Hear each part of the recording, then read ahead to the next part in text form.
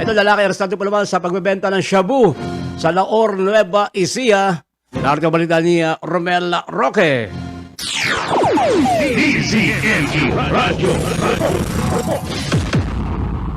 Yes, Kante, arestado ang isang lalaki sa pagbebenta ng sinasabing shabu sa Barangay 2, Laor, Nueva Ecija.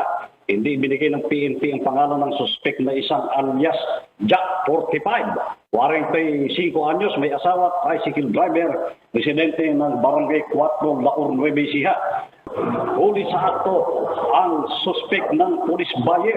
Na-recover sa suspek ang isang 500 peso bill, mat money, 3 sachet ng pinaniniwalaang shabu, may timbang na 6 gram. Tinatayang nagkahalaga ng 4,080 pesos. Nasa kustodiya ng Laor Municipal Police Station ang suspek na sinampahan ng kasong paglabag sa Republic Act 9165 sa Office of the Provincial Prosecutors.